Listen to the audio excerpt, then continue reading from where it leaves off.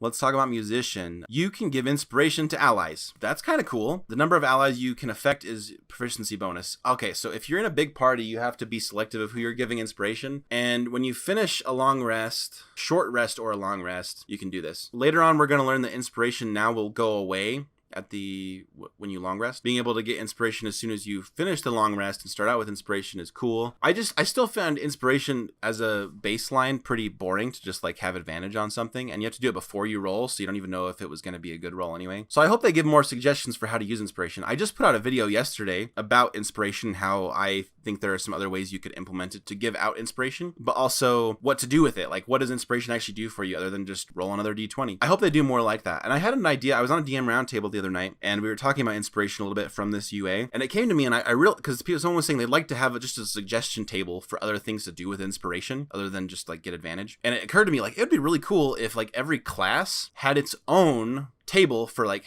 how might you use inspiration for this class, DMs? And the DM might say, okay, you're playing a sorcerer. What does it suggest your inspiration is used for? Maybe one of them is you just like regain a sorcery point. Maybe you regain 3 sorcery points. And it would also be cool if you could stack up inspiration to have like 1, 2, 3, 4, maybe 5. And if you use them all at once for one thing, they get like a really big effect as opposed to like minor effects. This might be a project of mine if you can't tell. I'm really thinking about it. But back to musician here. It's cool to give inspiration to your allies. I want to see what they're going to do more with inspiration for me to think this is worth taking. But it is cool. Like, I might consider this, but there's just other first level feats that are objectively better to me, especially at low levels, like when you can't get everyone in the party. I usually am in parties of 4 to 6 people, I'd say. Sometimes 7, so this is not great at those low levels. Warren says, do a survey. How many DMs allow use of inspiration after the roll? I do, and I've never done it otherwise. I know that it's not like by the book, Warren, but yeah, that is the thing. They say that you have to do it before the roll to like gain advantage or something. I have always allowed it to be like, someone's feeling something they really don't want to fail, and the group now says, who has inspiration? Who's going to give them inspiration? Who's going to do a reroll? And I've even had it where